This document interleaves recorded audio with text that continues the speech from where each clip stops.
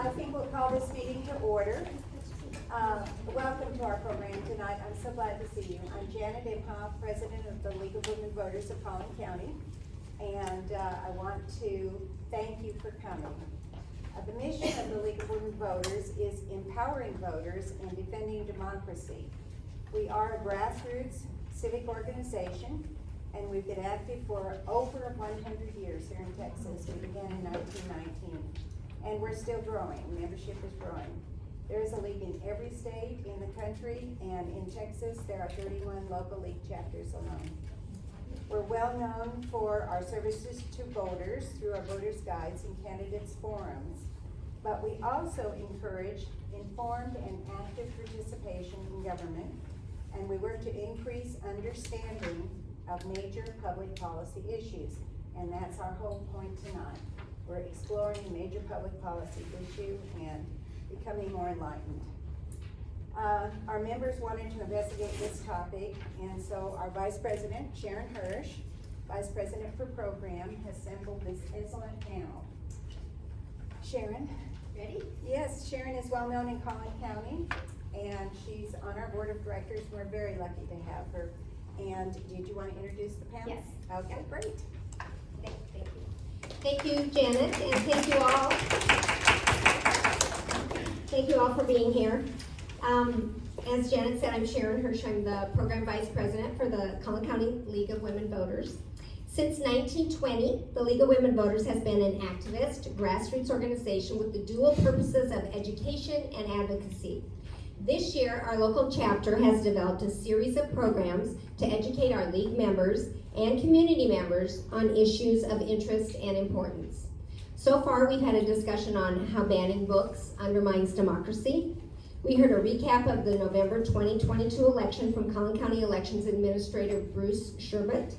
And we enjoyed a Lunch and Learn Zoom event with Deborah Fleck, the letters editor for the Dallas Morning News, who gave us tips on writing effective letters to the editor. We plan to wrap up our year, fingers crossed, with a program on environmental justice. We are very pleased, extremely pleased tonight to have a terrific panel of experts who are giving up their time to give us valuable information on healthcare disparities in our county. After introductions, each panelist will give a 15-minute presentation related to their work and expertise. At the conclusion, we will have some prepared questions for our guests and then open it up for audience questions as time permits. So please use those little index cards that we put in your seats, and those will be collected. Just hold them up and a member of the league will pick those up. If you need a pen, we have extra pens at the table as well.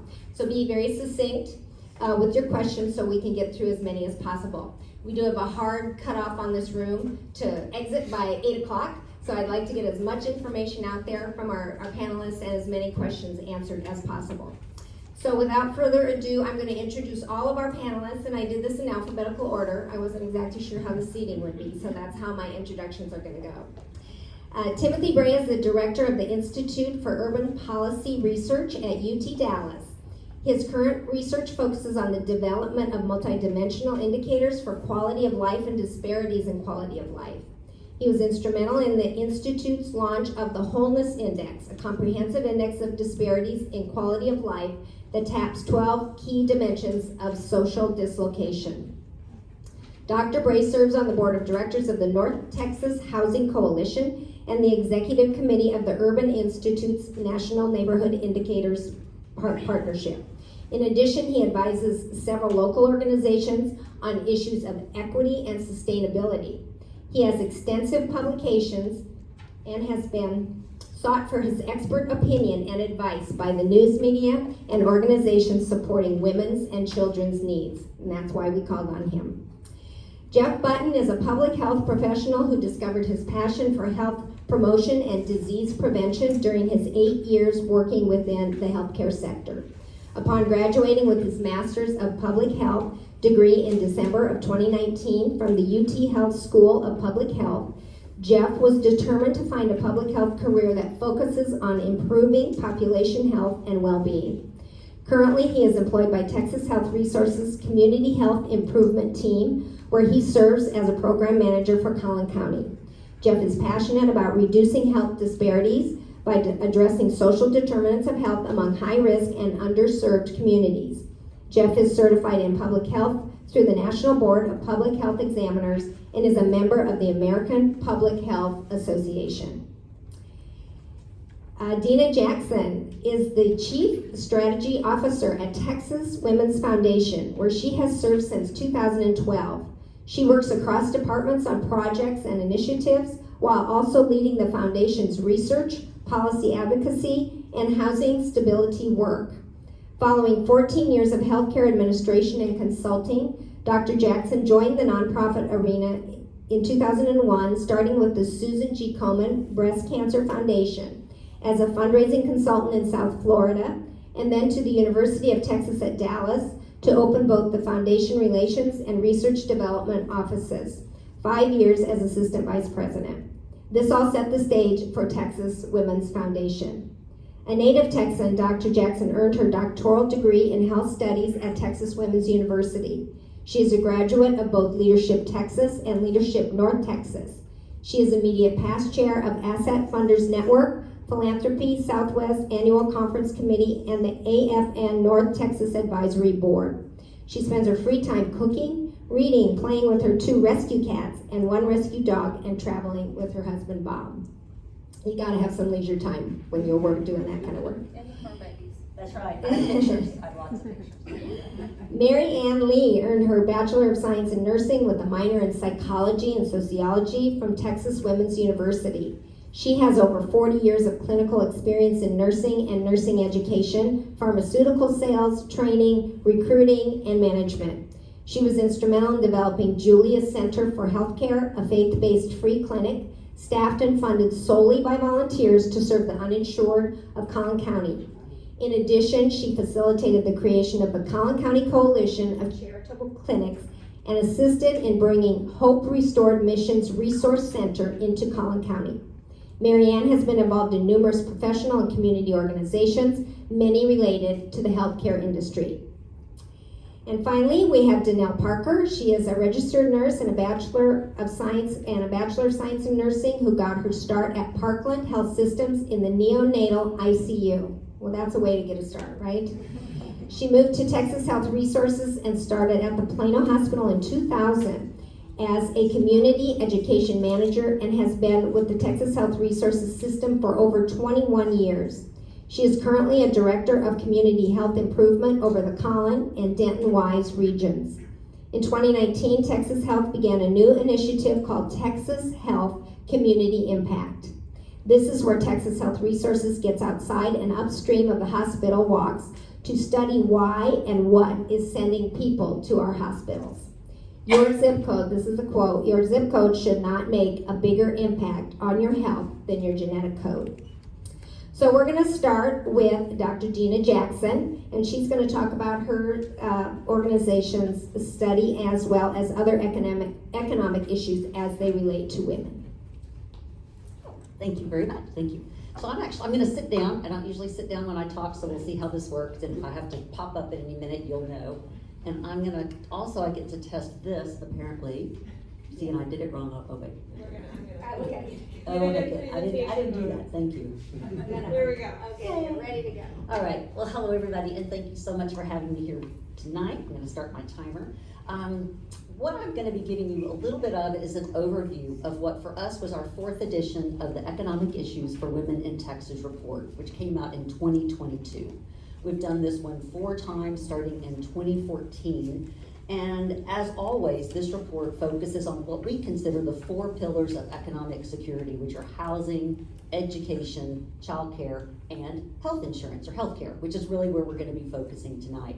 And those 4 things we see as feeding up into the really top level issues of pay or of work, right? Because women cannot go to work, cannot go to school if they don't have these other issues kind of supporting them as they get there. So before I start though, I'm going to give you just a bit of history about the Texas Women's Foundation for those of you that may not be familiar with us. You may remember us though as the Dallas Women's Foundation because we have been around since 1985. And we are located in Dallas. We went statewide in 2018 with a particular focus on research and policy advocacy. We are a community-supported foundation. We have around $43 million in assets, and we give between, I would say, $6.5 and $8 million a year in grants to programs that mostly focus on these areas that we just talked about. The last couple of years have been a bit odd between COVID and Ice Storm Uri. We've had many very generous donors. And so our mission is that we are, or I guess our background, is one that we're community supported, right? So we have to raise money in order to do the work that we do. We are not a heavily endowed foundation. Our two big issues are economic security and leadership. And we advance these issues in four main ways, which for us is programs, grant making, advocacy, and then the research that we're going to talk about today. And we're going to start off with some demographics around the state of Texas, so you can kind of know, who is it that we're talking about? Who is this woman? There we go. So over the past decade, the population of Texas has grown about 16%, while the population of women in our state has grown 18%. And so what that means is that today, Texas is home to 14.6 million women and girls. What it also means, and I had to double check this, is that Texas has more women and girls than 46 other states have people. People of any sort. And I was like, no, there's no way. And so I had to went look at the US Census, and sure enough, we really do. So it's really easy to see, right, where if you need to take care of Texas women and girls, if Texas is going to remain a prosperous and vibrant state. Now, between 2009 and 2019, over 1.1 million women joined what we consider the working age group, okay, so 18 to 64, even though there's probably a lot of us that would really love to have retired when we were 64. It might be a joke now. And that indicates an 18% increase in the number of women in that working field, which is the blue line that you see right there across the top. And when we look at racial demographics, what we know is that 41% of Texas women are non-Hispanic white, 39% are Hispanic or Latina, 13% are Black or African American, with 5% Asian and 2% another race. So count those all up, we have 59% women of color in the state of Texas. Also between 2009 and 2019, our population of Latinas grew by 29%, which is the largest number of growth, all right? And it's gonna be that green line that you see second from the top there that has a pretty steep incline there to the right. However, it is our Asian sisters who actually experienced the largest percentage growth, with 66% more women claiming Asian descent in 2019 than in 2009. And that's the blue line that you see right there across the bottom. And like I said, all of these issues, the four pillars that we talk about, for us add up into pay. One thing to think about is, and I hope that you will take a look at the full report, which you can get on our website, and I'm going to show you the address at the end. For this report, since it came out exactly post-COVID, we used an unusual or a not regular source of data for this, which was the Household Pulse Survey. Usually we use the American Community Survey, which I'm sure y'all are familiar with, right? That's how states and cities actually spend $700 billion over that. How can we spend federal dollars in the way that most impacts our country? The American Community Survey was not published in late 2020 due to a higher than usual non-response rate. And those that did respond tilted significantly higher wealth, more likely to be married, and higher education. So it was actually a very positive decision that the Census Bureau made not to publish the ACS, because if they had, it really would have made us all look like things were great. Everybody had enough food, everybody had insurance, everybody had high educations, and so they said the data was too skewed. They did not want to publish it, but they had started the Household Pulse Survey, which started in April of 2020, so right after COVID, and its whole purpose was to let us all understand how was COVID-19 impacting our families from an economic and social standpoint. And so that is the main source of data used for this report, whereas it was not used that way for our previous ones. And one of the important things as I was thinking about what we wanted to talk about here is how COVID impacted women at work and where are women working. And this, you can't really tell it, unfortunately, on these slides. This is peach colored, by the way. The background is peach, and that is key, because when you look at the whole report, there are peach charts throughout the report, and that tells you this is the COVID story. All right, there are others that are statistics that you can compare with the 2020 report or 2017, but when you look at peaks, you're like, okay, this is the COVID impact that we're seeing through here. And what this is showing is the percent of some key essential workers that were women. And what we see is that there's a lot of essential areas that are served by women. And that, I think, is one of the highlights of the pandemic, that women are essential caregivers. They're essential caregivers for our elderly, for children, as well as for our families. I think it's also super interesting that number 3 up there is the U.S. Postal Service. At 71% of women, of people in the U.S. Postal Service are women. However, for the caregiving fields like preschool and daycare, and then you come down a little bit to ambulatory, nursing, and residential care, many of these jobs are lower paying jobs, and they were hit particularly hard during COVID. Nationally, the average caregiving wage for someone in these fields is about $25,000 per year, and over 40% of the people that work in those jobs actually have to take advantage of some other public benefit just in order to make ends meet at that price point. And care is not just a profession. I'm sure we could look at a raise of hands. My father passed away about 1.5 years ago, but prior to that, I was, had my day job, and I had my other job of helping out with my dad. And many women are expected to do that in our society because we are a society that does not value care and does not provide that sort of social safety net. However, what we saw in an asset funders network is that before the pandemic, unpaid caregivers, the work that we do with children and with elders and with family, we were providing as women about $470 billion per year of unpaid or underpaid care services. And that when a woman leaves the workforce in order to do those caregiving duties, that she will end up losing over $300,000 over the course of her lifetime. Coming in and out of the workforce for child care or for elder care or leaving early is actually one of the big drivers of the wage gap. And I know that is a big interest to many women's groups and many groups overall. And we often don't think about that because when we all come out of school, men and women, the wage gap is 95 cents on the dollar. I mean, it's negligible. And then it increases very rapidly as you see women that choose to take time to leave the workforce for those caregiving responsibilities. So it's an important issue to keep thinking about. But what we wanted to focus on today was health care, health insurance. And so that's where we're gonna kind of go. Because for us, we see this as a financial shield against really important, unexpected, and often expected issues. In Texas, 1 in 5 working age women are uninsured, which is twice the United States uninsured rate for women in that age group.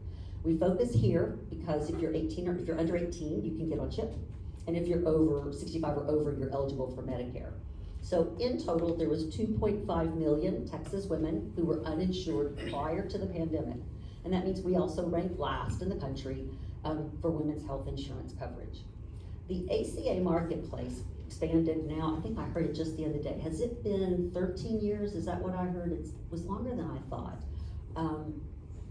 Expanded, of course, Texas did not expand Medicaid. So that has continued to be an issue here. In 2022, we had 1.8 million new Texans sign up for the Affordable Care Act, in part because of increased advertisement around the availability of the ACA and also expanded subsidies that were passed by Congress. Congress has since extended those expanded subsidies through 2025, and we had another 42% of Texans sign up again this past year. So it's really been record numbers of Texans. I don't have the count by gender on that yet. So we're looking forward to seeing that continue, and we'll see how that works when the subsidies expire. Why did I miss this chart? What this is showing is that one of the things we do in the report is we look at the intersection of race and of gender. All right, we have looked at it at times, we did geographical breakdowns and we just looked at gender.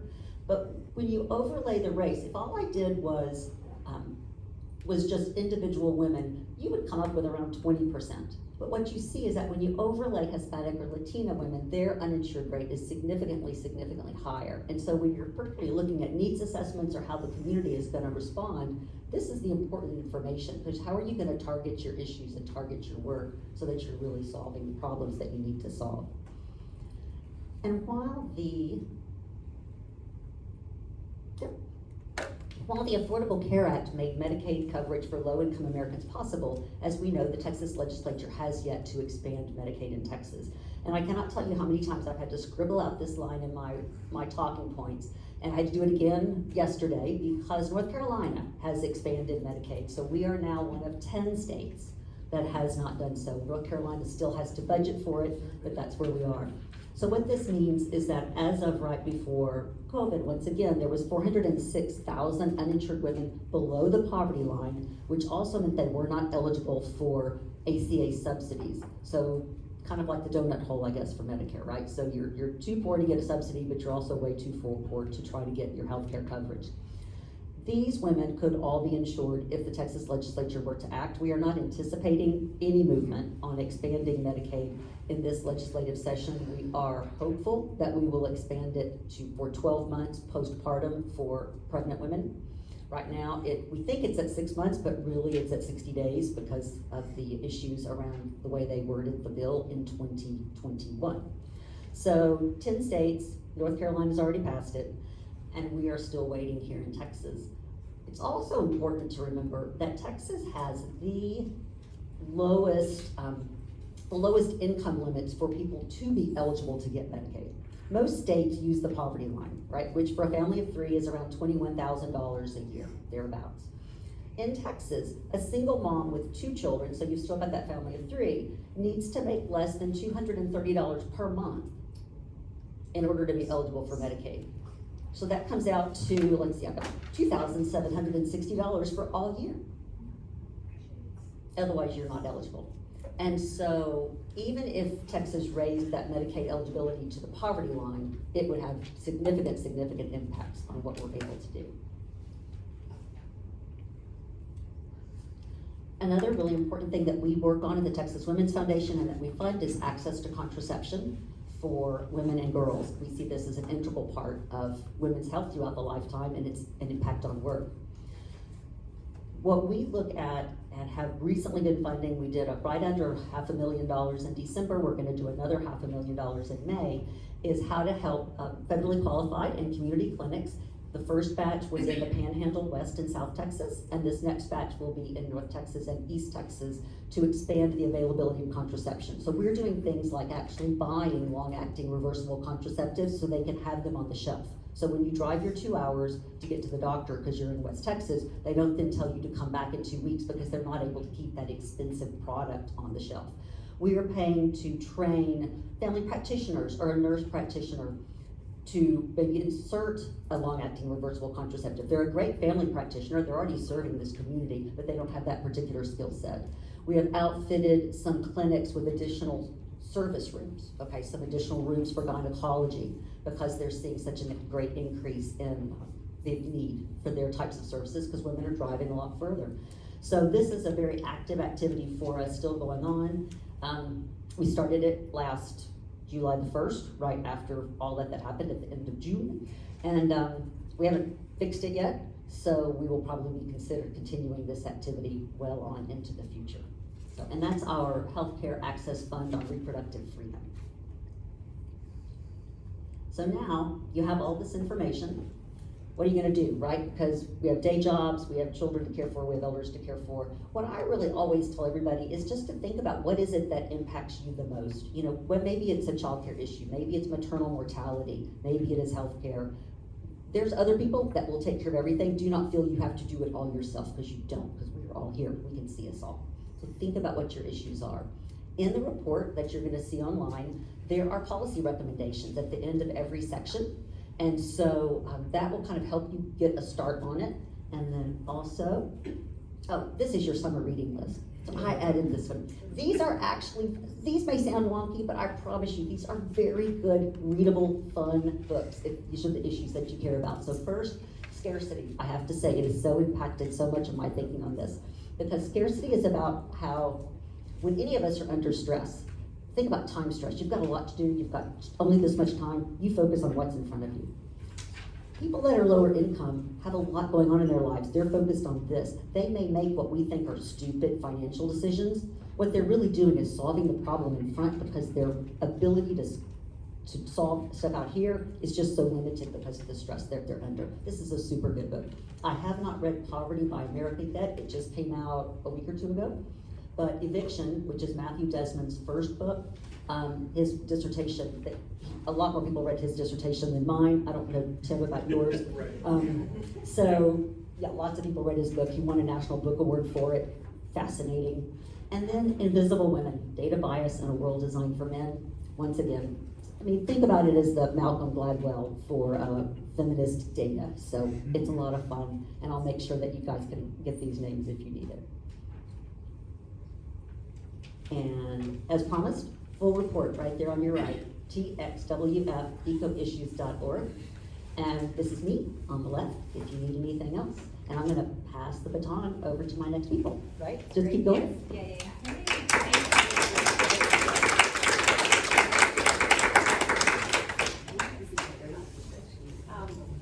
I will let Dr. Jackson know that we have a book club in the League of Women Voters of Collin County, and I hope those books land on our list.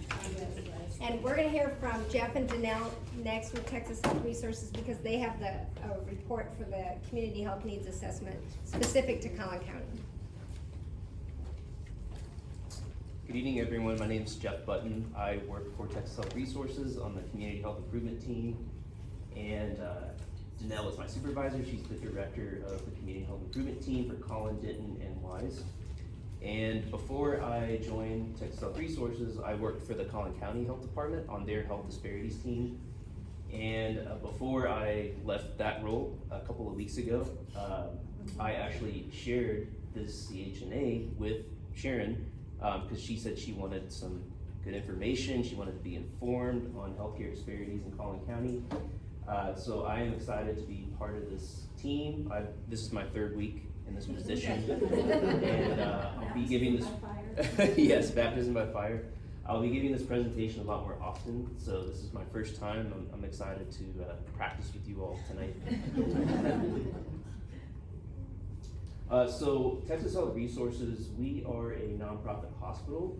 So to maintain our tax-exempt status, we are required by the IRS to conduct a community health needs assessment every 3 years. And they want us, in the community health needs assessment, to define the community, assess the needs of the community, solicit community input, document the findings in a written report, and make the report publicly available. So the purpose is to provide a deeper understanding of community health needs, to identify and prioritize health issues and outcomes within focused communities, in this case Collin County, and to guide our strategic efforts in community engagement and initiatives to address health disparities. So this is just a brief overview of the methodology of how we conducted our most recent community health needs assessment. So they built off of the findings from our previous community health needs assessment in 2019. And so some of the key priority areas they focused on were chronic disease, behavioral health, awareness health, literacy and navigation, and social determinants of health. And so they looked at more than 400 zip codes across the county and looked at how these key priority areas affected different zip codes. And they analyzed both secondary data sources, which are publicly available data sources, as well as primary data sources where they received community input through key informant interviews, focus groups, and listening sessions.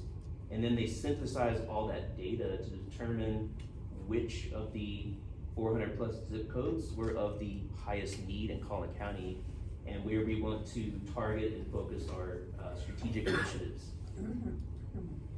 So before we get into the actual findings of the CHNA and what some of our target zip codes are, we'll give a brief overview of some of the demographics of Collin County as a whole. So this is a graph showing the different age distributions throughout the county.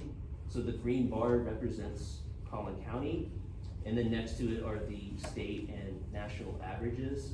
So as you can see, the population under 18 is 25% of Collin County is under 18, which is about in line with the state average and a little higher than the national average. The population over 65 is 11% in Collin County, which is slightly lower than the state average. slightly lower than the national average, and then the population under 5 is 6%, which is slightly lower than the state average, and about in line with the national average. This is our race and ethnicity distribution in the county, and this is compared to the state distribution.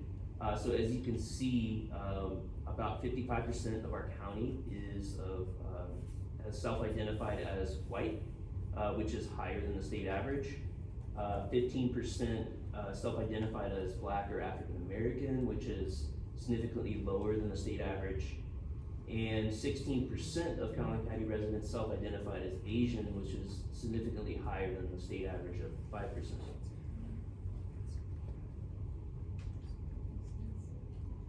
And this figure shows the overall poverty level in Collin County. So Collin County has an overall poverty figure of 6%, which is significantly lower than the state average of 14% and lower than the national average of 13%. However, if you break it down by race and ethnicity, you can see that those who self-identified as Hispanic or Latino or other races were significantly higher in poverty rates compared to the overall figure in Collin County.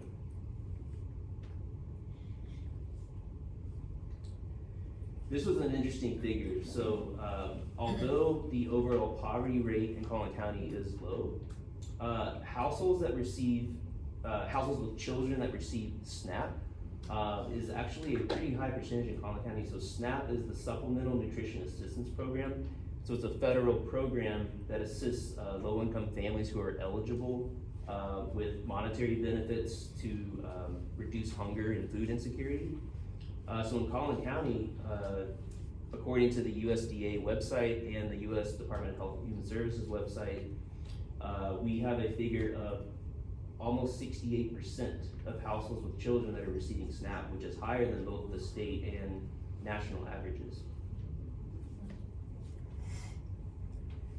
So I mentioned earlier that as we were conducting our most recent community health needs assessment, our team went through a process of prioritizing zip codes in Collin County that are of higher need. So there is a figure that they use called the Health Equity Index. So it's a composite of 6 different socioeconomic indicators, including poverty, income, education, employment, and it's on a scale of 0 to 100. So they take all of the 6 socioeconomic indicators and create one composite score for each of the zip codes throughout Collin County. And so these were the 4 zip codes that they found had the highest health equity index values. So the higher the value, the higher the need in the zip code. So the 4 zip codes that were found to have the highest need in our CHNA were 75074 in Plano, 75069 in McKinney, 75407 in Princeton, and 75442 in Farmersville. And the table 13 shows the health priority areas in each of the zip codes. So in 75069 specifically, they found that the high health priority area was access to healthcare and quality of care, and as well as in 75074. And in 75407, which is Princeton, they found that behavioral health was a high priority health area. And in Farmersville, they found that social determinants of health was the high health priority area. This figure shows ER utilization rates as it pertains to diabetes and hypertension. So the first graphic shows age-adjusted emergency room visit rates due to type 2 diabetes. So the higher the number, the higher the ER utilization rate, and the darker the shade of blue, the higher the ER utilization rate. So you can see in the McKinney zip code 75069, and next to it Princeton had the highest ER utilization rates due to type 2 diabetes. The other figure shows age-adjusted ER visit rates due to hypertension, and you can see that McKinney and the Farmersville zip code are both shaded in dark blue, and they had high ER visit rates due to hypertension. These graphics show food insecurity and mental health rates throughout the targeted zip codes. So the McKinney zip code, the Plano zip code, and the Princeton zip code had high food insecurity rates. And the McKinney zip code and Farmersville zip code had a high mental health rates, and these are both index values, so similar to the health equity index. These are composite values that should, where on a scale of 0 to 100, so the higher the number, the higher the need as far as food insecurity or mental health. So that's another indicator they use to look at high priority needs within these target zip codes. So these are some of the main challenges and barriers as it pertains to our 4 major areas that we're looking to address in these zip codes, which are healthcare access, mental health, social determinants of health, and chronic disease. So as it pertains to healthcare access, lack of transportation and cost are barriers for many people. Mental health, lack of education, and a need to better train behavioral health professionals was seen as a barrier. Social determinants of health include lack of transportation, food insecurity, as we discussed earlier, and language barriers. And chronic disease, some of the more prevalent diseases that we saw were diabetes, hypertension, and heart failure. And so the solutions, based on our CHNA, as far as some of how we want to implement some of our strategic initiatives, we want to advocate for more healthcare funding. We want to advocate for increased Medicaid rates. We want to enhance community dialogue in these targeted zip codes. We want to foster collaboration among nonprofit organizations. We want to provide education to the community on exercise and nutrition, on mental health, and we wanted to raise more awareness of our community health improvements teams' presence in these targeted zip codes. And we also want to provide funding for community level organizations for collaborative initiatives to address these issues that we found based on varied and specific needs, as we've discussed. So moving forward, our strategic plan for the next 3 years, we want to increase healthcare access. We want to better train behavioral health professionals to provide high quality care to patients. And we want to address social determinants of health or the barriers to preventing optimal health, which include lack of access to food, transportation, and culturally competent services. All right, thank you. So can I get a round of applause for a special?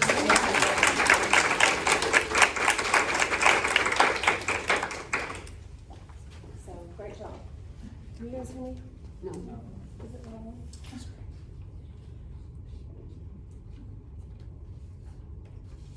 You have to hold it. Just hold it. Yeah, make it hold it close. There. Okay. So I want to talk to you a little bit about Texas Health Resources' new initiative that started about 5 years ago. And we created a department at the system level that is going to do work in health outside the hospital walls. And it's called our Community Health Improvement Team. And so our mission and vision and our promise is the same as what we have for the entire, hospital system, really to improve the health of people in the communities we serve. But our job is to do it before they get into the hospitals.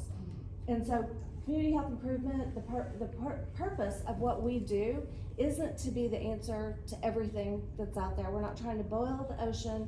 We're not necessarily experts in all these areas. But we want to transform health and outcomes by serving as a proactive, collaborative catalyst. And so what does that mean? We help people collaborate, right? So one of you has food insecurity, the other of you has utility service, vice versa, medical care. And so what we did was 4 years ago, got a group of nonprofits together in the same room, and that was really funny, Joy. And they wouldn't talk to each other, let alone collaborate. And everybody was upset about who was going to be the lead agency. And so I decided to leave them there and let them figure it out. And so we have guiding principles as, the funders of this area. We want to make sure that any of the people that we grant out to, view the community through health equity, realizing that not everybody needs the same thing.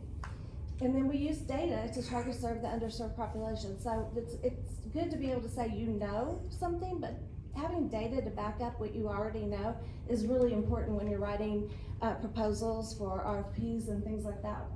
We wanted to get outside of our hospital walls. Hospitals are bringing people into the hospital. You have to come here for education. You have to come here for checkups. We want to get out where they live, work, play, and pray. And then caring for the whole person, realizing that if you can't afford food, you're not going to be interested in starving your children. You're going to want to go give your children food, and you're going to ignore the medications that you need to make your chronic disease better. And then one of the ones that has really been interestingly hard was the innovative part. Think outside the hospital, think outside your walls. You're used to raising money for what you already do, right? Well, raise money for something you want to do. And so that's where we started the community impact department. So I'm going to talk to you a little bit about our current grants. This is our third grant cycle, and fortunately, with in collaboration with Communities Foundation of Texas, we were able to give out, instead of $5 million, which is what it's been this last 2 years or 2 grant cycles, $8 million. And so I am super excited about that. I need water. Hold on.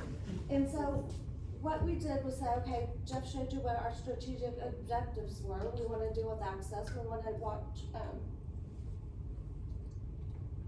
we want a social determinant of health, and there are several. You can use, food insecurity. You could use transportation. You could use access. Okay, what's access? It could be access because there's not enough clinics. It could be access because you don't have transportation. It could be access to behavioral health, or okay, so I'm already over time. And so we released an RFP. We had people in the area, our nonprofits in the area, get together and say, this is what we can do with this. And so I'm happy to say that one of them's in the room, and I'll let her identify herself in a minute. So we chose 3 out of all the proposals that were submitted, and this one is called Driving Equitable Health in Collin County, and the lead agency is the American Heart Association. And so the purpose of this grant is to really address hypertension through a self-monitoring program. And being able to understand your high blood pressure and what contributes to what you do, and being able to adjust that yourself. And if that doesn't work, where's your nearest resource? Where's your medical home? And so they partnered with City Bridge Urgent Care and the Assistance Center of Collin County. The target areas are going to be 3 of our 4 zip codes. And you can see Farmersville, Princeton, and East Plano. We gave them $350,000 for a 2-year grant. And again, they want to serve the underserved populations that don't necessarily have access. And why, we were really kind of adamant about adding Farmersville and Princeton to that is because they have a really high hypertension rate and very high stroke rate. And the nearest hospital is a 20-minute ambulance ride. And that's not sufficient in saving someone from a stroke. They need to have care earlier than that. Then the other one we're really excited about too, actually I'm excited about all of them, or they wouldn't have gotten chosen, but is Rising Up. And it builds off of a Plano ISD Foundation grant that we worked with for the last 2 grant cycles, which is 4 years. And they had such great results from the Plano Up grant, being able to have care brought to the kids at the school versus having to send them at, okay, you need to go to McKinney for counseling, and mom needs to go here for counseling. Bring it into the school, and then do pre and post tests. You have the PHQ-9, which is Personal Health Questionnaire, and then a GAD one, which measures anxiety. And so they're able to measure that and be able to see that these scores significantly change with these types of services. So what Plano ISD did, and this gives me chills every time, is they changed how they did things. It was a system change based on this grant. And they decided to start a counseling center there at the school, at the ISD headquarters, that served all the schools and all the children. And so this particular grant is gonna expand this program to now elementary school kids, because they realized with the first 2 grants that middle school, by the time they receive services in middle school, it was too late. You know, and it's irreparable, but if you wanna really prevent something, you really need to work on the resiliency piece. And so they partnered PISD, which is really PISD Counseling Center, with LifePath Systems to provide the counseling, the University of Chicago of Psychology, and then to address the social determinants of health and food. They're gonna partner with Minnie's Food Pantry and really focus on the McKinney, what's the name of the kids that, McKinney, anyway, I'll figure it out later. Oh my gosh, that's gonna bother me. So we gave them almost $500,000 to do their work. And they want to reduce depression, anxiety, suicidal ideation that's already happening with our kids in elementary school. And I mean, it's super sad, and with having these kids live through a pandemic, if they didn't have coping skills to begin with, yeah, that we're gonna see some really strong outcries in these pandemic kids. So they're gonna work on the 5 to 13 in that particular zip code. And then Joy, Wellness Center for Older Adults, is gonna be the lead organization for Neighbors Helping Neighbors. And this is an innovative program because, as you guys know, and yes, I'm gonna be sarcastic, so y'all live with it for a moment. We have no homeless in Collin County. I don't know if we do that or not, but we don't. And, but Joy is gonna address that anyway. And she's gonna serve, I'm probably gonna get in trouble for that, but, she's gonna, what their program is gonna do is really focus on our unhoused low-income neighbors. And they're gonna be able to go out and do really specific case management for that population, and also provide them with food. And it's a homeless friendly food. It's not like, here's a farmer's market, have fun boiling zucchini or something like that. And so part of the reason I'm excited about this, and I'll just show this, I know I'm over my time, just give me 1 moment, is because it also brings awareness to the fact that we have a homeless problem. We have homeless in Collin County. And so, I was on the phone with a Dallas Morning News reporter that specifically called and said, I want to talk about McKinney. Why are you telling me McKinney's a food desert? And we walked through that a little bit, and her next question was, why does the second wealthiest county in the state have a food insecurity problem? And so, we got to talk about that too. So, thank you guys.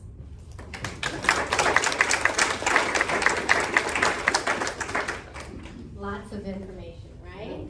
Okay, now we're gonna go on to Mary Ann Lee, and she's gonna tell us about all the work that's being done in the county by charitable clinics and other organizations that she's involved with.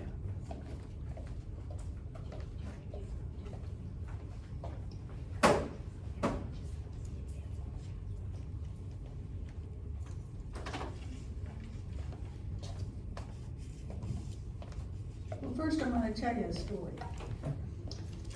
I'm assuming that all of you are here because you care.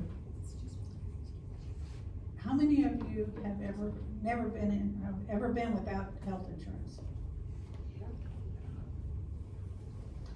How many of you have health insurance now? How many don't? Okay. I have health insurance, have very good health insurance. I retired for the first time in 2000. And I got involved with a charity clinic called Collin County Adult Clinic. It had nothing to do with Collin County, except the fact that we saw Collin County residents. It wasn't funded, it was all volunteer. And I became a volunteer, and we started out in a little church, not in a little church, in a big church actually, St. Mark's. And it was led by the very first public health nurse in Collin County, and her name was Julia Grenier. And she started out at what we call the little blue house where the workforce was, and she worked out of the trunk of her car or the back of their truck, patching up the workforce people that would get contract jobs or go and get day labor. And then she managed to work out of her home, and then she managed to work out of the classrooms at St. Mark's Church. And then we were able to, through a grant, to move into the adult clinic on Park. And we were there and until 2010, when we became, when the volunteers all left, and they decided they wanted to be a FQHC lookalike and take government funding. And in 2016, that clinic went away completely. I stayed in touch with all volunteers, and we decided to resurrect Julia's clinic. And we resurrected another charity clinic, all volunteers, in 2018. We opened our doors in a little church, and we have been able to move into our current location. We serve Collin County residents who are uninsured. As you've heard, all these, I'm not a data person. I'm going to give you some numbers, but I want to tell you why we're here. You've heard all these numbers. If you haven't been impressed with the fact that we're boots on the ground, there is a problem. There is still a problem, regardless of all the numbers that you see and all of the TV ads that you see that the affordable health care is going to take care of people and Medicaid's going to take care of people. You see now that they're not able to, because it's really out of hand. And if it weren't, we wouldn't be necessary. So I just want to impress on you that there is a problem, and it's bad in Collin County, even though Collin County is one of the richest counties in the state. Texas, it's bad all over, but Collin County chooses to spend their money other ways. And the healthcare, they don't want people to come to Collin County who are homeless, but they do. They come from Dallas and all around because they know that they'll be taken care of in Collin County by the charitable organizations and by the hospitals and the people who care, like you. So, as I said, I'm not a numbers person, but my co-chair of the Collin County Coalition of Charitable Clinics is not moving. But try to hit this way. Yeah, I got it. Oh, she's gonna turn it around. This is just gonna tell you that we have the highest uninsured rate, and I think you already know that.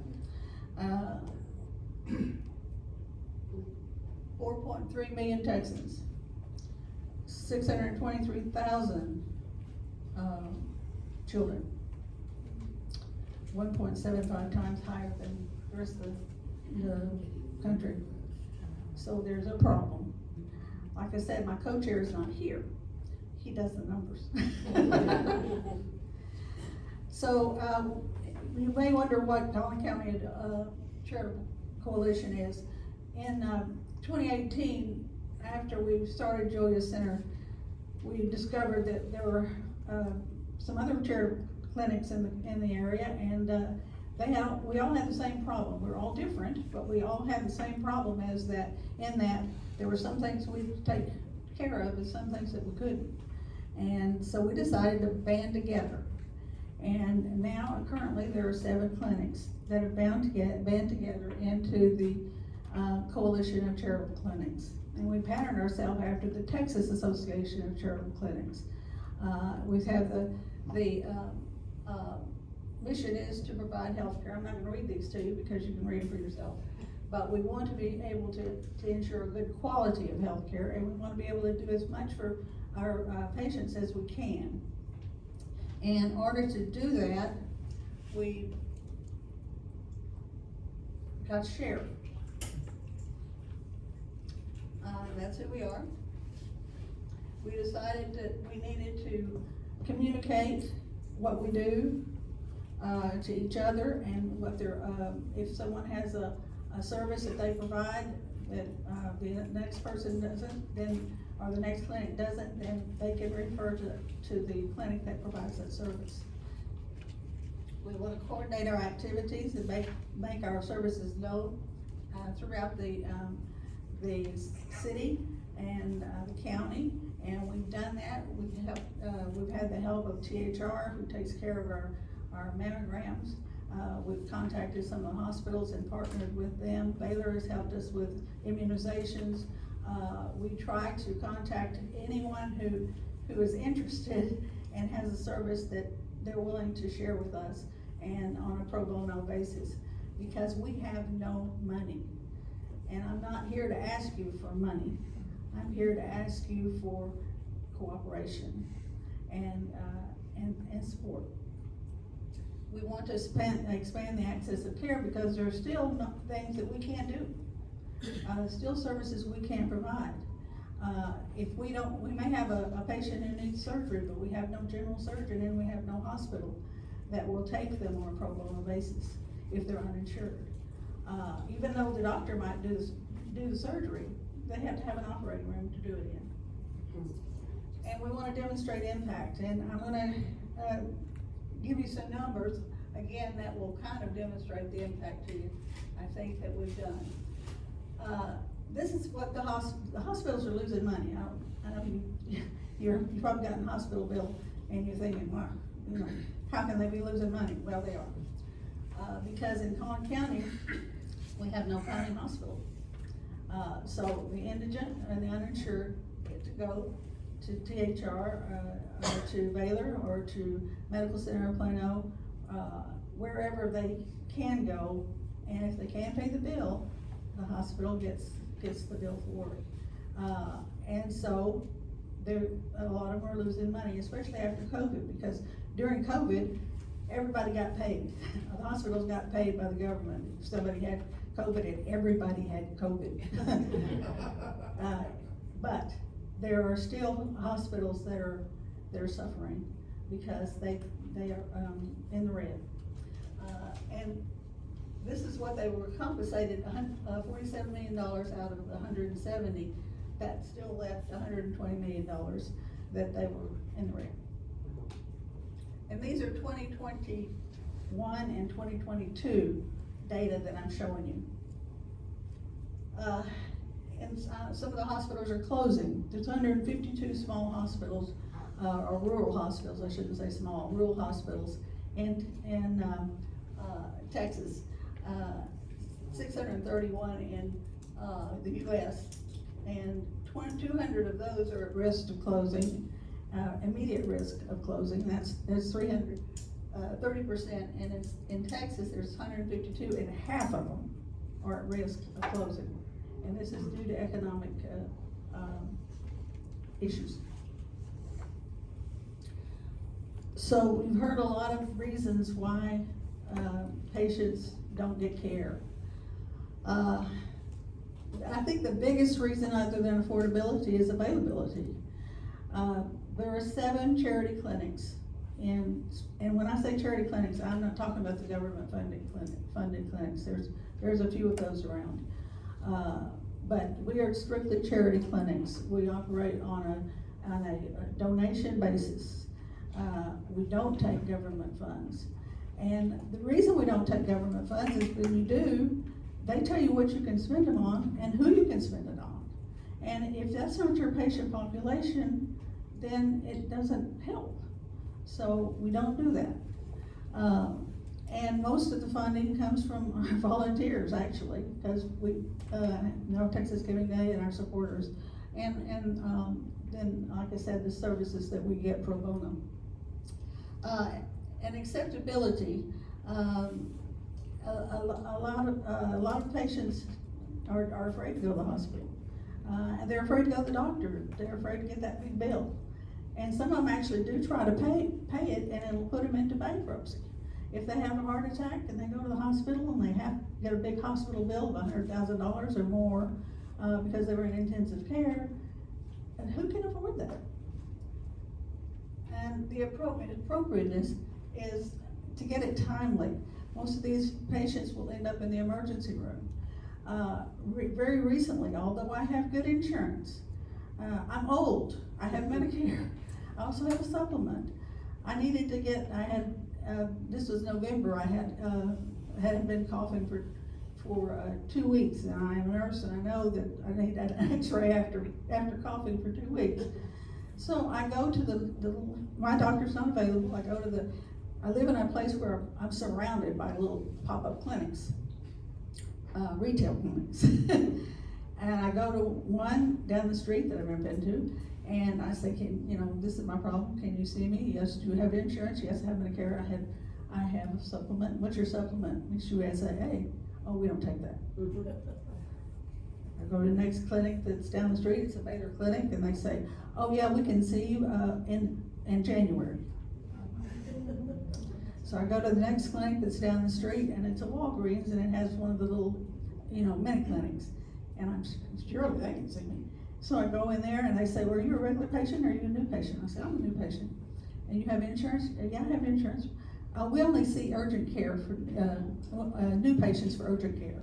I'm sorry, we only see our regular patients for urgent care. But you can go down the street to this other MedStop clinic, and they probably will see you. Four clinics, and I finally got seen. But if I hadn't had transportation, if I hadn't, I would end up in the emergency room just like all the others. Well, we're trying to prevent that. Okay, these are the 7 clinics that we have, and the top, there's 5 of them that are busier and open more. There's 2 of them that are only open like once a month, so they're very small, and you'll see that they don't have as many patients that they see. That's His Gracious Hands and also Texas Free Clinic. They're open once a month. His Gracious Hands are starting to be open once a week now, but that was last year. And you can see we saw almost 10,000 patients. In 2021, just to compare the number of patients, these patients are increasing in numbers by about 20%, and that's every year. And some of the clinics were closed during the peak of the pandemic. We couldn't get help, and we couldn't open.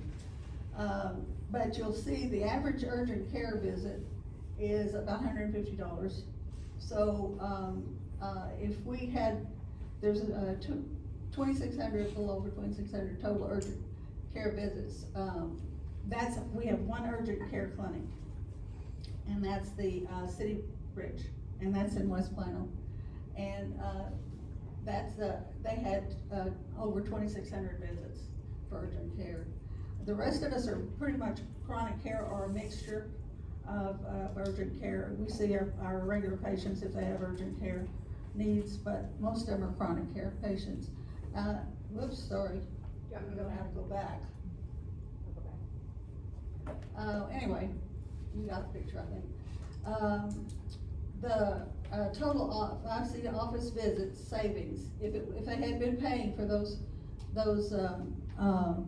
visits, is over $2 million. And that doesn't include some of our partners. We have a cancer clinic that does free chemo, and it's over $1 million a year. And they usually have an average about 10 patients that they see repeatedly until they're well or not. They do breast and colon, but they're a partner. They're not in Collin County, but they see Collin County patients. This just is a breakdown of the volunteer hours. If we had to pay for that time, we would be paying, and this doesn't even count the ancillary things that we do. It doesn't count the lab and, hello.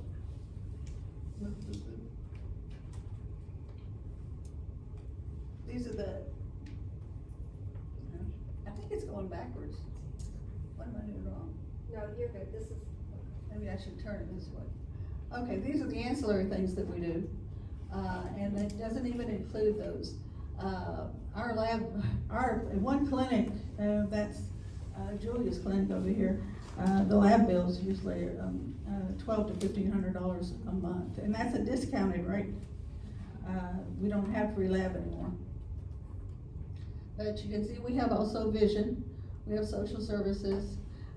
Prescriptions, we have partnered with St. Vincent de Paul. They have a free pharmacy, and they will, if the patient can't get there to the pharmacy to pick up their prescription, they have a statewide delivery service, and they'll take it right to their address.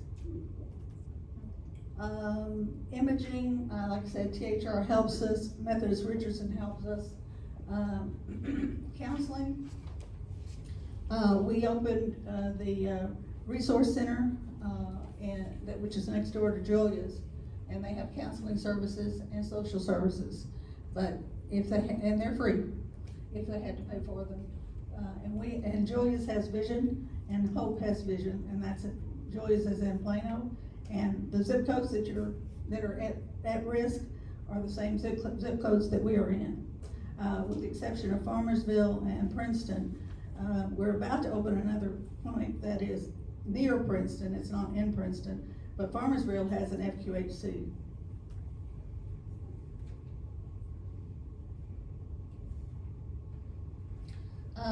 We're trying to, so you're probably wondering what you can do. Any of these things are most welcome. Mostly, I would say whatever you can do, whatever skill you have, if it's transferable, if you have time, we can probably use it. But the most important thing is that we need is your support. Realizing that there is a problem, that we're here to help, and we need your help to do that. At the very least, when you go to the polls, don't hurt us.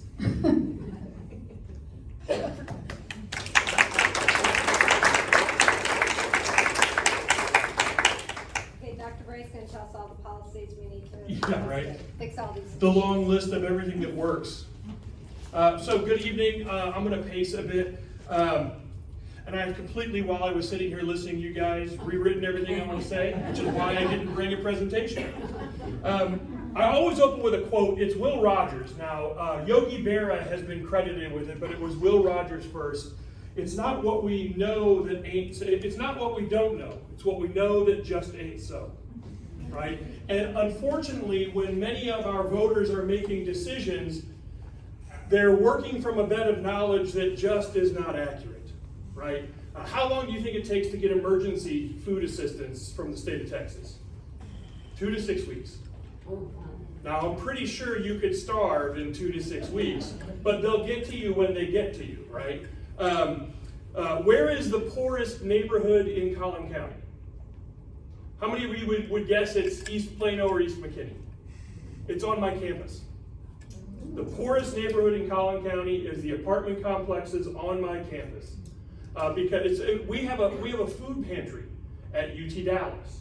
We have a clothing closet at UT Dallas for graduate students who are parents who can't feed their kids, right? We live in a world that we believe, it's been cited, Collin County is the second wealthiest county in the nation. That really doesn't matter because I don't live in a county, I live in a house. I live in a house that's in a neighborhood, and those things matter a lot more than the county does. In Collin County, we have neighborhoods that are poorer than the city of Dallas. We have a neighborhood in Allen that has a 26% poverty rate. 1 out of 4 people living below the poverty line. The poverty line, by the way, that Dena brought up, $21,000 for a family of 3. Is there anyone who thinks that they can make it in Collin County on $21,000? You can't make it in Collin County on $61,000, right? $21,000 is not sufficient. So, believe it or not, you probably are under the impression that we've put a lot of thought into the poverty rate. That wise academics and senior statesmen have thought long and hard about how to measure this. And I'm here to disavow you of that impression. 1965, Molly Orshansky was an analyst with the Social Security Administration. Molly wanted to know how much money was not enough to get by, right?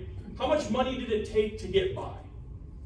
So the highly scientific method that we used was to take the agriculture department's measure of a healthy food cart, we've heard of the healthy food basket, go to the grocery store and see what it cost to buy that.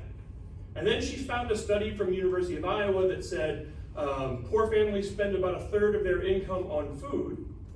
And so she multiplied that food basket price times 3, and that was the poverty rate. And we have not changed the calculation since then. All we have done is ratchet it up for inflation.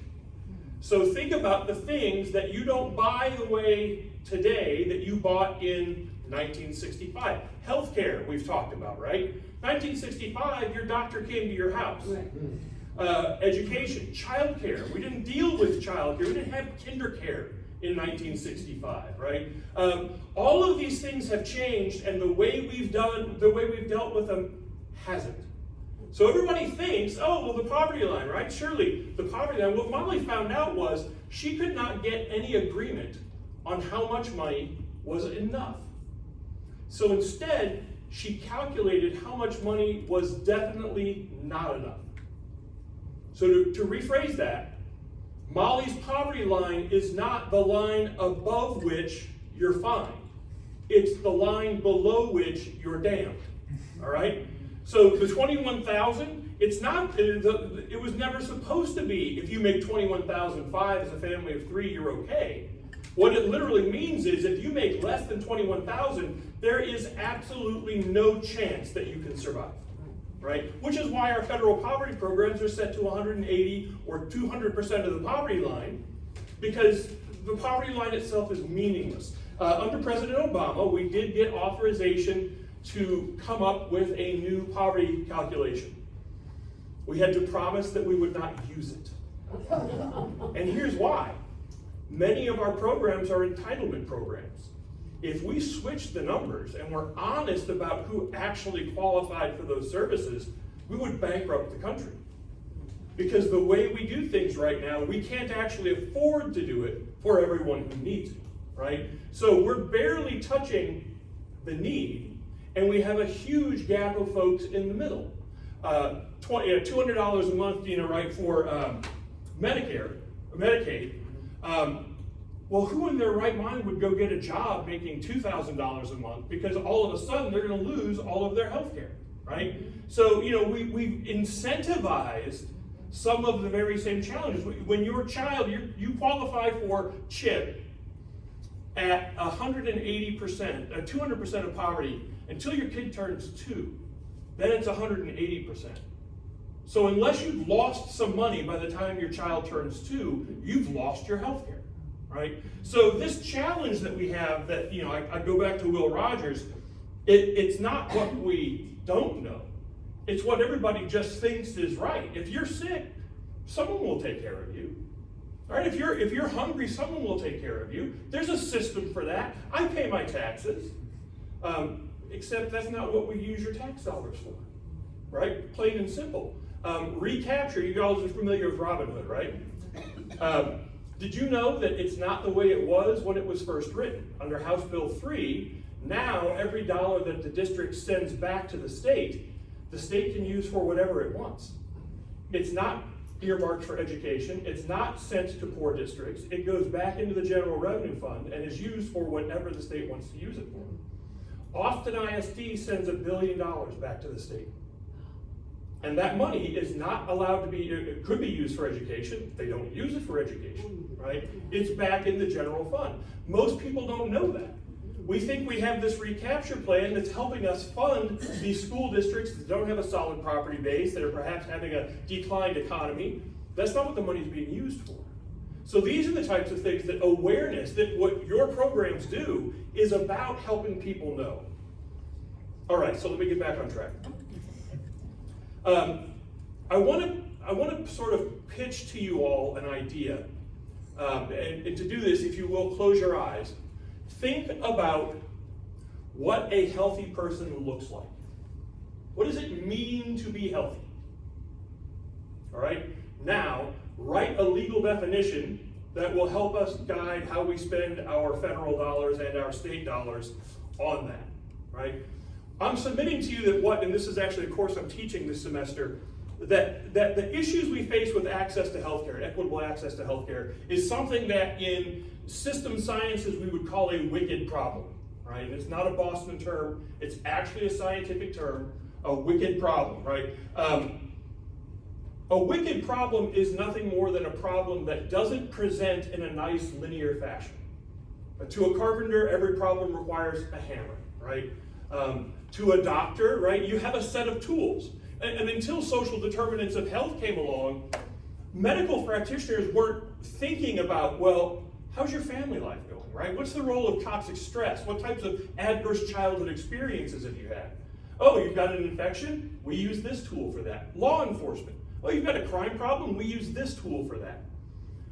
Most of our problems, healthcare access included, don't work like that, right? There are 10, I'm not going to read them all to you, characteristics that make a problem a wicked problem. One is no adequate formulation. We can't agree on what healthcare means. We can't agree on and think of, Dena's got the program around reproductive health. We can't agree that that is or isn't healthcare.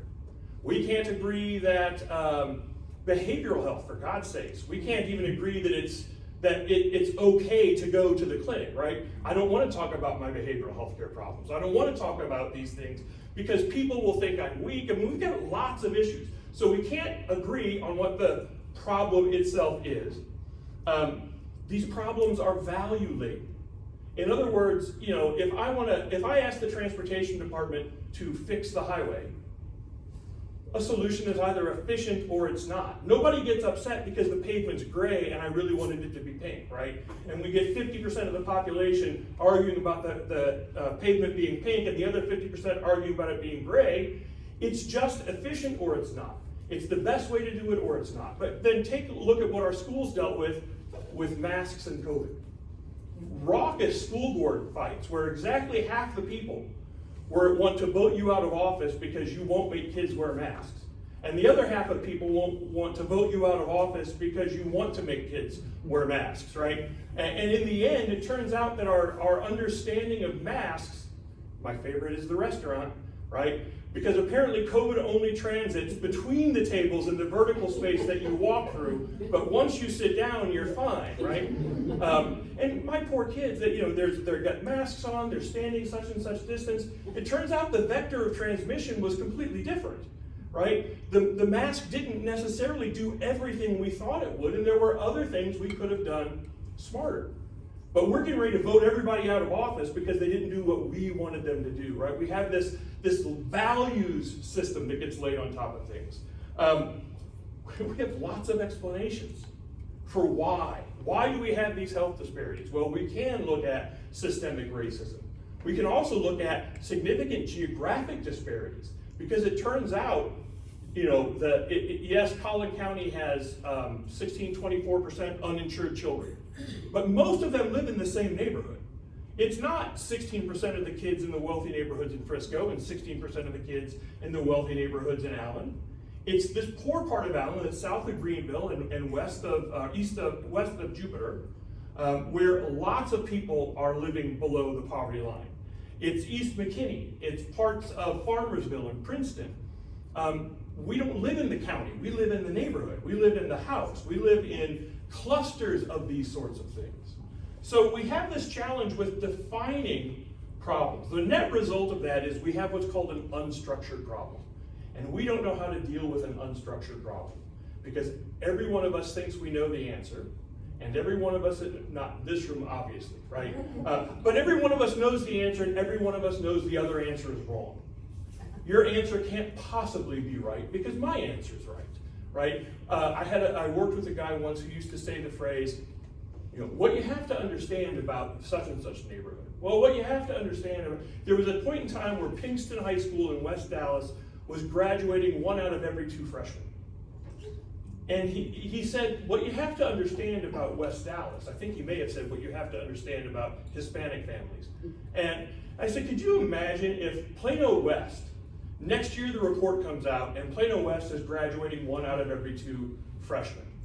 there would literally be pitchforks and a fire in front of the ISD education building, right?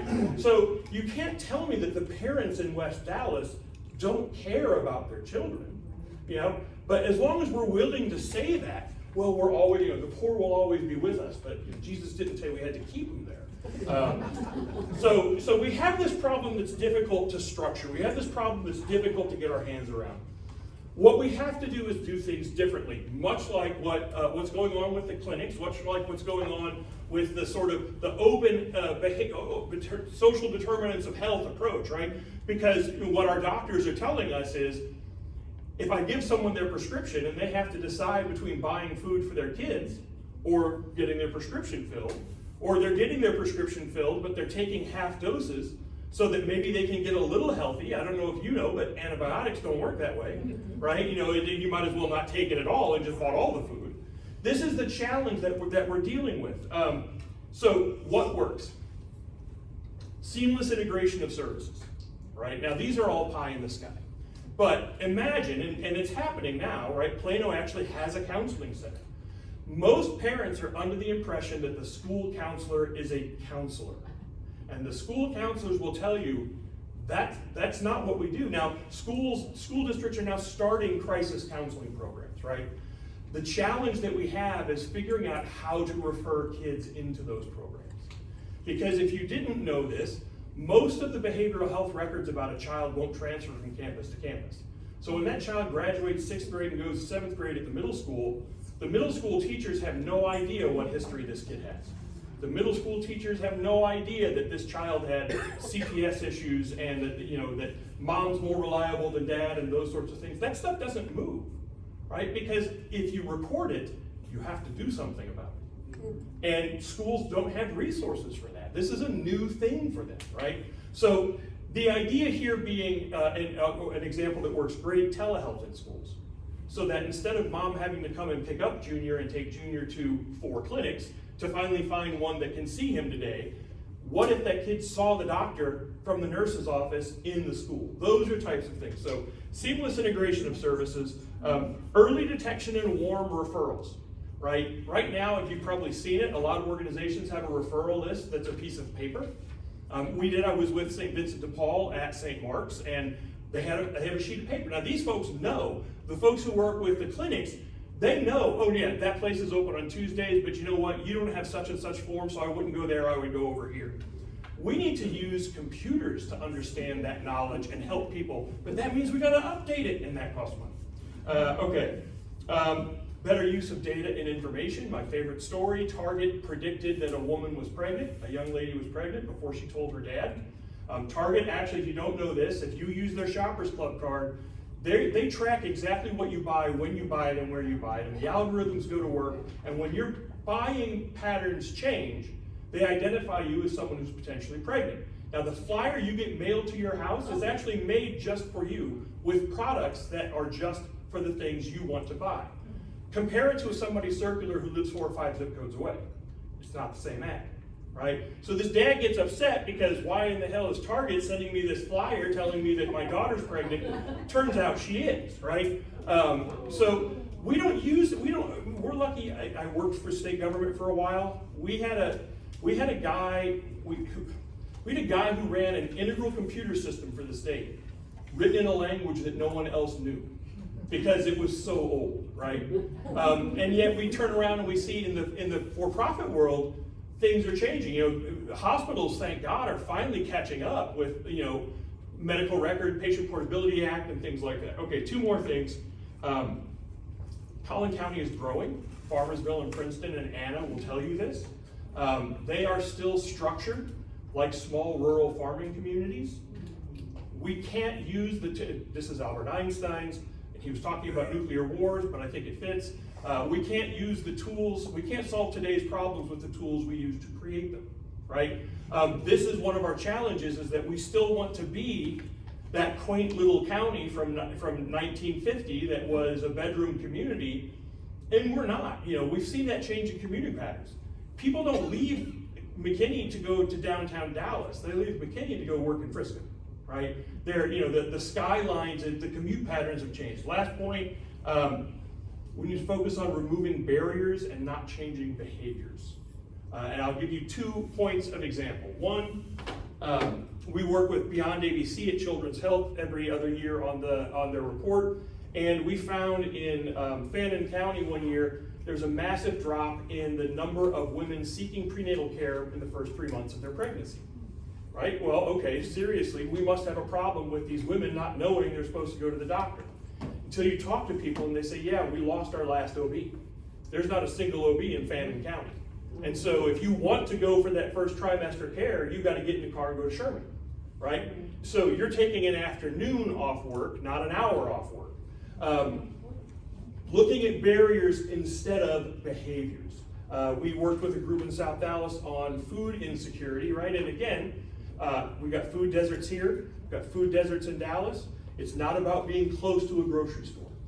This organization said, you know, here's the problem with access to healthy foods.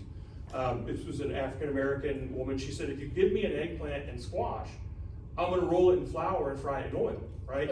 I mean, it's great, I've got vegetables now. But it wasn't about the access to the foods, right? It's not that they're not sitting on the shelf. There's cultural things going on.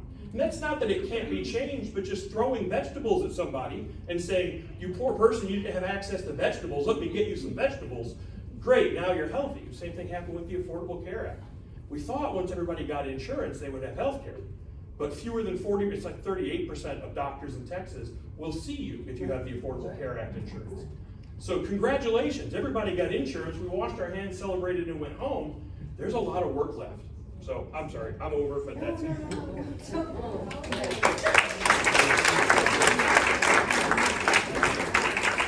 Such great information. I think we could be here for another hour, but the library says we can't. So Yeah, right. how about one question? Anybody have one question they're just dying to ask?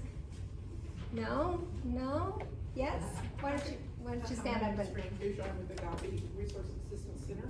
I want to know how you might be able to, or as a community, we might be able to address more mental health services. What was the question? Yeah, so the question was, how could we as a community address more mental health services? Collin County is actually designated a shortage for mental health providers for low and moderate income people by 8.9 FTE. So we're about 9 healthcare providers short. And that's against a standard that doesn't see the real problem. I just was on a call today with a bunch of educators. The incidence and the acuity of behavioral health problems showing up in schools has skyrocketed. You know, it's not just the coping skills, it's a variety of other things as well. So I think, you know, making it okay to talk about, referring, Catholic Charities, and I think you can access it in Collin County, actually now has an AI psychiatric text line, right? So they found that people who waited to go see a person would wait about 6 months before, after a problem onset. They wait about 4 to 5 days with this text service when something comes up. And so this chatbot chats with you and then helps determine, do you need to be referred to a live person real time while it's happening, right? But making things more available, I think, is where we gotta be. Also, I believe you shared with me that you have access to a mental health professional that wants to volunteer. I do. I have 7 clinics that you could volunteer. For 7 days a week, right? So I ditto what you guys say too, but I think part of the problem is recognizing the problem and not being afraid to talk about it. And Collin County is really famous for burying stuff and not addressing, okay, that might not be a good behavior. And so what we heard from the schools is that the teachers don't feel equipped to recognize and talk to students that are maybe acting out or could, you know, use something at home. And so, you know, equipping people, equipping teachers, equipping churches, you know, to be able to say, I'm okay with asking you if you're okay. And it's okay for you to tell me you're not. And I think to close out there, the Meadows Mental Health Policy Institute, one of the things they talk about a lot here is that primary care physicians, pediatricians, family practitioners, nurse practitioners are doing a lot of frontline mental health care. So they're not gonna see you repeatedly for counseling, but to understand that it's okay to go ask for help, And sometimes you might get in quickest to your regular family practitioner, and they can at least get you started there. And so that's another important way to expand that. Thank you so much. Let's give our presenters a hand. The challenges are great, right? We need to continue to have these conversations, continue to reach out to our elected officials, continue to let them know that we need some help, right? Thank you so much to all of you for coming out tonight. I know you're really busy. We really appreciate it. I want to thank Charmilla Bose and Ian Siemens, who are part of my committee to put this together. We worked really hard, and thanks to all the other league members who came in to help us tonight. We are recording this. We will put it on our website, on our YouTube channel, as soon as Ian gets it all processed. So look for that, and maybe we'll send up a follow-up email. If we can have your contact informations, maybe your emails, I know I have them. If you can give us permission to share if somebody else has a question. They all have websites where these reports are posted, so we can look at them there. The last thing, we have really important local elections coming up. They matter a lot. They were referred to a few times here tonight. Early voting, I believe, starts on April 24th. There's some information on those dates and times on the table. Make sure you're an informed voter. We have our voters' guides and our candidate forums up on our website, so please be sure to view those. And thank you so much for being here tonight. There's cookies, there's little take-home bags if you would like those. On the way, drive safely, and thanks for joining us. This is fabulous.